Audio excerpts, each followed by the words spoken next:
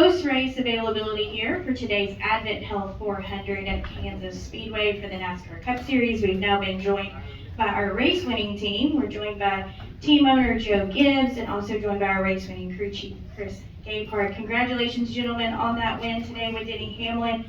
Joe, we'll start off with you. This is Joe Gibbs Racing's 400th win. Tell us a little bit about what that means to you to be able to not only accomplish today's win, but to take home your 400th. Yeah, it's a thrill. You know, when we started in racing, our very first year in '91, we had 17 people and raced one car.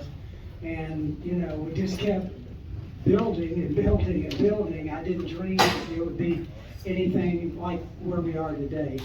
But I'm just thrilled for all of our people that helped build our race team. That's the people back in town. I appreciate, obviously, all of our sponsors. It meant so much to me today to be able to call Fred Smith and talk to him. As we know in our sport, the thing that's really different is our sponsor partners, and I call them partners. The other wild thing that I'm not sure this has been done before, but I called Norm Miller at Interstate Batteries. He's been here for all 400. Can you imagine that? And so I just thank Norm so much for getting us started. If it hadn't been for him, we may not be in racing, and we love it, and just really appreciate everything today, and appreciate the crowd here, everybody. All right, and Chris, for you, obviously you guys have been in contention, several times this season. Denny really drove extremely hard there at the end to finally make that pass on Larson there right before the checker. Talk a little bit about your vantage point from the pit box, and I think you guys were saying over the radio, like, you're going to get him, stay in it, and he really, did at the end. Yeah, thanks. I'll take just a minute here first to congratulate Coach and all the people who put together 400 NASCAR wins. I know a little bit about what goes into that, not near what he does and not near for the length of time, but I just can't tell you enough what an accomplishment that is. Very proud to be a part of it. So congratulations, Coach. As for the race, I was just telling Jamie in the lounge this morning, the one thing that unfortunately, in my view, unfortunately sets our sport apart from so many is it's so hard for the common fan to understand what they just witnessed today. You just can't understand how hard that is to do. Like you can, throw a 40-yard touchdown pass, or throw a 100-mile-an-hour fastball in the World Series to win Game 7, or how hard it is to shoot three-pointers, whatever it is, swing a golf club, right? Every fan, everybody in here has done all of those things. And so when you watch pros do it, it's amazing, right? You can watch in awe and truly appreciate just how hard it is to do. Unfortunately, in our sport, it's hard to relate to that. You don't know what it's like to drive a race car at 190 miles an hour.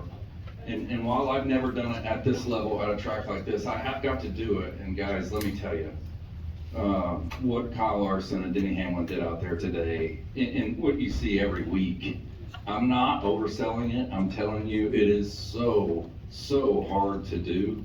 And I'm just so proud of Denny to work over what, in my view, is really the most talented race car driver in the world. I won't shy away from that. I've said it. I said it on the radio. I'll say it for all you guys. You can print it. I think, pound for pound, the type of racing, how far he spans, all the things that he wins in, Kyle Larson's the most talented race car driver in the world. But Denny Hamlin beat him today. What's that say about Denny Hamlin? So I'm just so proud of my guys, so proud of Denny to be able to force the world's best into a few mistakes there that ultimately got us the win, and just very thankful to be here. All right, we're going to go ahead and move to questions for both Chris and Coach. If you have a question, raise your hand. We'll work to get a microphone to you. We'll start up front with Zach. Zach Sturdill with Nascar.com. Chris, for you, Denny talked about having a lot of confidence going into this stretch of races, really the stretch that started a couple of weeks ago. To have this week you had at Dover, come here, capitalize guys on the fast car, when it looked like, the 5 and 24 found their speed late. How satisfying is it to see, and gratifying is it to see Denny rally back, find a way to reel Kyle in on the final lap? Yeah, these are really great stretch tracks for us. I mean, Dover, even Talladega, Martinsville, Richmond, every Monday in the meetings, he's telling, everybody in our meetings, he's had a car capable of winning, and we know that's what we're capable of as an 11 car, and really have been all along. We've just not been able to have the clean races when we have cars capable of competing for wins. So for me, honestly, the last 10 or 15 laps, again, what I told you guys about how hard this is to do, I was just so thankful. Whether we won or lost, I was so thankful to be in a position to compete for that win right there, because that means that we all did our jobs. Denny, myself, the pit crew, Lambert, engineers, we all did our jobs, got to the end with a shot to win, and then were rewarded with an absolute top-notch slugfest. So, of a battle that we came out on top of. So, very, very thankful for that win and the way it turned out. I'm sure Denny is gonna make Kyle eat some crow for a while here, so it's good. All right, I believe, we'll have a question here, then we'll go to Bob and Jeff. This one's for Coach Clint Schweitzer from Starcade Media here. We talked about 400 team wins, and of course you won 3 Super Bowls with the Washington Redskins. I mean, what are the feelings compare when you see what you've done as a whole in this endeavor, kind of versus the feelings you had winning 3 Super Bowls? Yeah, I think I grew up in football on that side, and I was a technical guy, helped design stuff, call plays. That's a thrill. Over here, I'm not the technical person, and so I try and focus on the people and the sponsors. And the great thing about over here too is my family. And I appreciate you mentioning the 400 again. I think back to JD. JD spent his entire professional life building our race team. And then Coy, when his brother got sick, stepped over. And Coy and his son Ty, everything is taking place. It's Heather now stepping into our ownership role. It's family. So over here, Miller was here today. He'll be coming on board. And so on this side, it's a thrill for me because I missed so much of my both boys when I was coaching and after it so much. And I got a chance to relive some of that time with them. And obviously missed them, but they were a big part of building this too. So thanks for letting me answer that. All right, now we're going to Bob and to Jeff. Bob Congress, Fox Sports. Chris, you were kind of encouraging Denny, saying you'll get him, but after a couple of tries and being side by side and not completing the pass, what was your confidence level going into the final lap?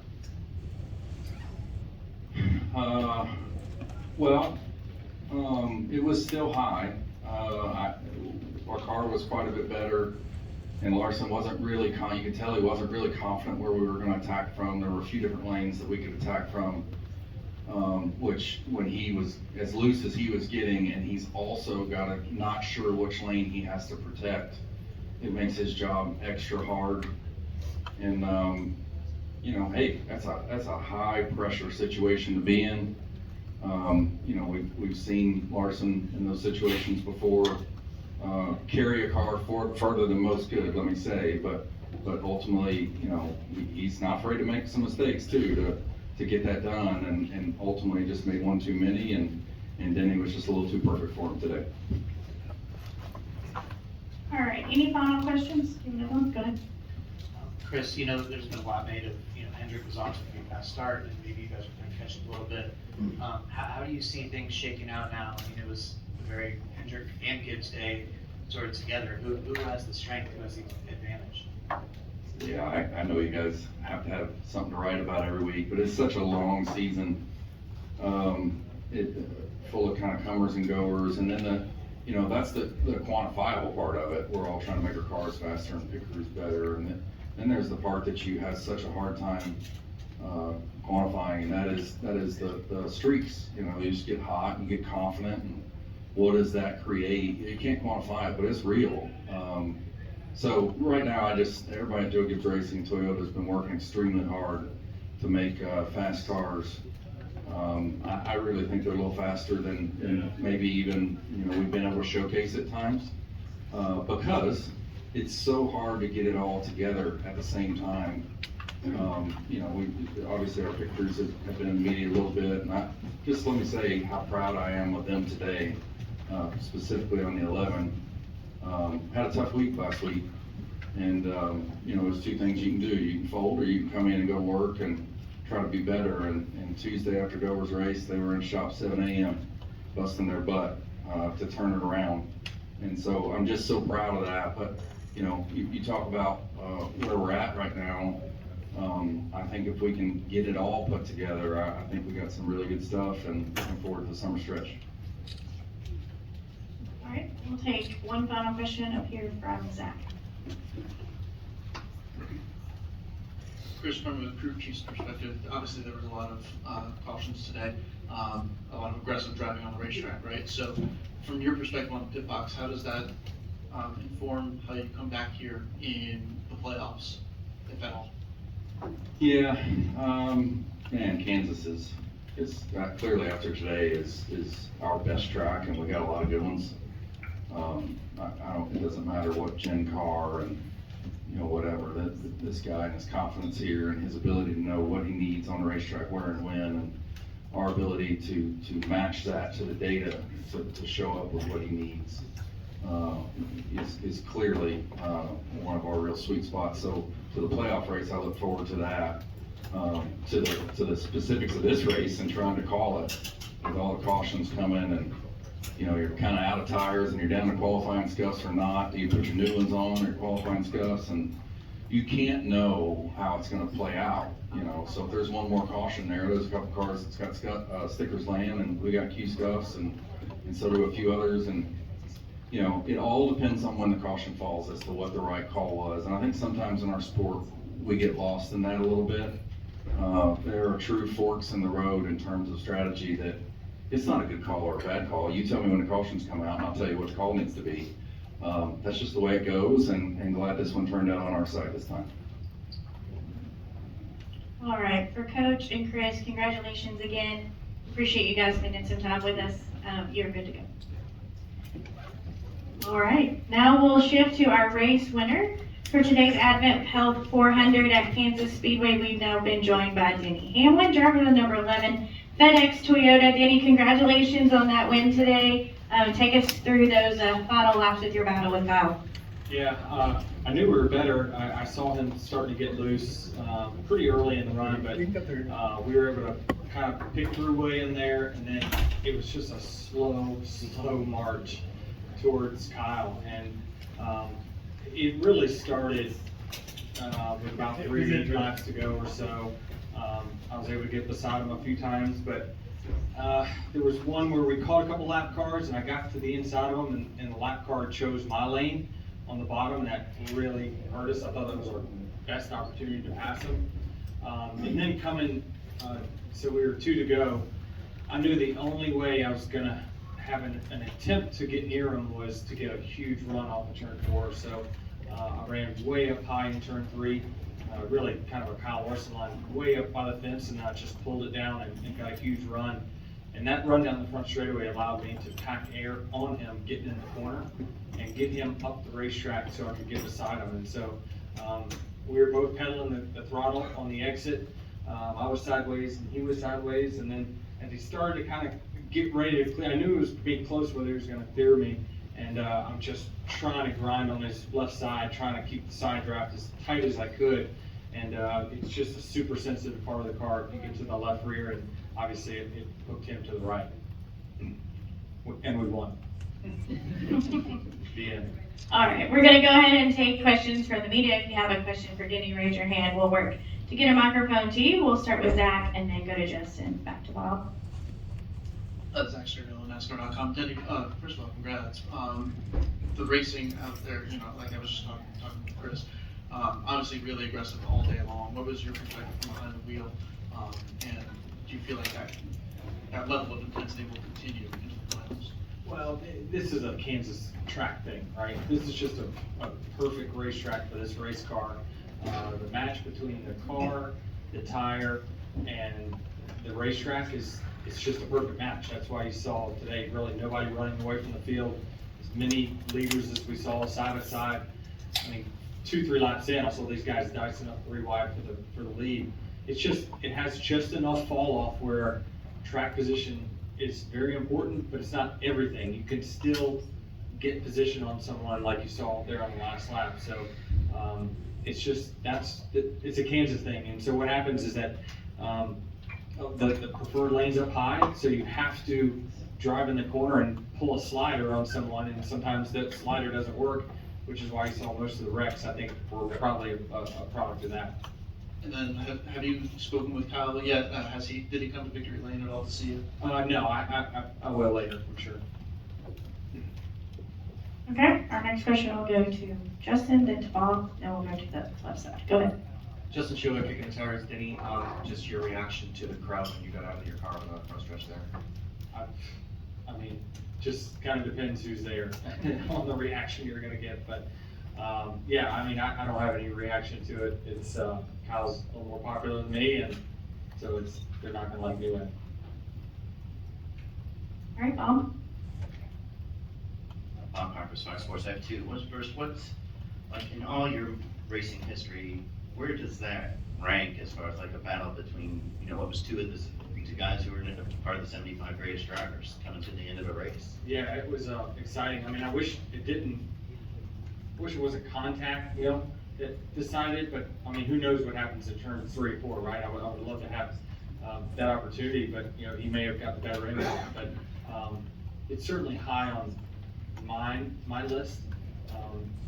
Again, if I want to get to a win number, I've got to capitalize on every opportunity that I can. And to me, Kyle is just exceptional. I think my crew chief called him the greatest driver.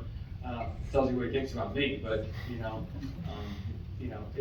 we have that kind of respect for Kyle that he's gonna far exceed my win total, but the time that I'm here, I've got to capitalize on every opportunity. And have you seen any highlights of the Gregson, Chastain fight? And what would be? No, I saw the Chastain or Victory Lane, but. Okay, so Ross did Ross come to visit you in Victory Lane? Yeah. What did he say to you? He says, congrats, that was a hell of a run. I thought you would never get there.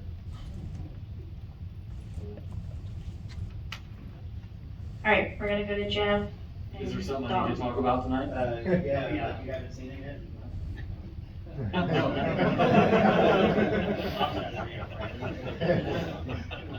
I bet you were front and center, weren't you, Bob? I was pretty close. I let my cameraman into the water. So, do you think there's a chance that Kyle's not gonna see it the same way you did? He's gonna think Oh, that? for sure. Okay. Yeah, no doubt. Roles reversed, right? I'm like, damn it, I'm pissed, for sure. So it's just different.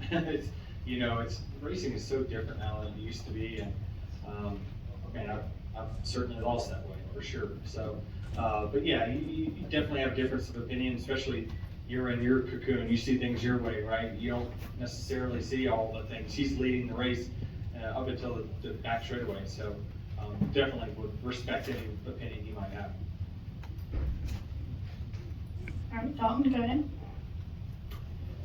Denny Dalton, Professors.com. You were once teammates with him, but now you're actually tied with Tony Stewart for all-time win on the all-time wins list. What does that mean to you, being tied with somebody like that? Yeah, it's big. I mean, certainly I think that that's why, I want to get at least 11 more, is that it just puts you up there with some of the really, really, really big names of the sport. But again, being matched with Tony is unbelievable. I don't know what to say. It just certainly didn't think I ever had won, much less that. All right, we're gonna go upstairs to the press box. Chris Knight, GetFence.com. Denny, a couple weeks ago, you said you were going to get hot. So how hot can you really get? You can get white hot. It's official. All right, we'll come back downstairs. Steven Stunt, Friendship.com. Denny, I have two questions. First of all, going back to, tying Tony Stewart, you're one away from 50. As I mentioned yesterday, you stand alone with 4 wins in Kansas. No one else has any more. How's it what's it like, kind of like, breaking all these milestones kind of in just a short time? Yeah, I mean, it's a special place anyway, right? I got my first start here at Kansas back in long time ago. 05, something like that. So it's it's special for sure. And like he said, it doesn't matter kind of the car or the tire, whatever the aero package that changes. It's just I have a feel of this track that I like to get, and when I get it, it certainly equals win. So really proud of that. And the second question I had was, the broadcast announced that this was the most lead changes, I believe it was 37 on a 400 mile, 1.5 mile track. What was your experience from being in the car all day? Did you have fun? Was it like stressful? Was it? Well, I actually said over the radio on lap 5 or 6 that when we had that early caution, I was like, man, it looks like fun up front. Like I started 8th, but I kind of got to like 5th or 6th pretty quick. And I saw that they were dicing like crazy for the lead. So it's just, again, this is a perfect match of track, car, and tire. This is, when you match them all up perfectly, you get the kind of race that you see today. Thank you. Yep. All right, we're gonna take 2 final questions here. We have one here and then a front. Justin Burner, KCOU. Denny, we had a ton of cautions today. We had a ton of heat. Talk about our ton of heat, and just talk about the mental toll it took for all the restarts that were going on as everybody was going for position pretty hard out there. Well, the challenge it gives us is that, we only have a certain amount of tires, right? And so when you have a car that you think is the best, which I thought ours was the best, I thought that you don't want to lose because of a tire strategy, right? You don't want a late race caution to come and you don't have tires, and next thing you know, some guys that stayed out through all these cautions that should have a set and they blow right by you.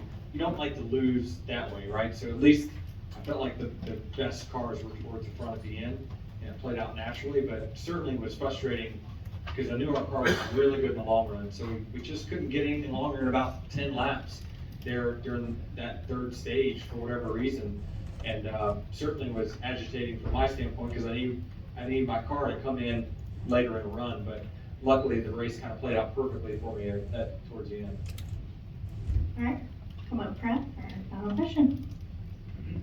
Caleb Whistle, SpeedwayDigest.com. Denny, you say this is the perfect car for the perfect track. What is Kansas doing that other mile and a halves aren't doing? I mean, is it just kind of luck of the draw? I mean, just a perfect track, or is it something that other mile and a half tracks can be doing? So a lot of it has to do with how wide the racetrack is, so you're able to get away from the wake of the car in front of you. Generally, race cars don't like to be in the wake. So the narrower the track, the tougher the racing and the passing is going to be.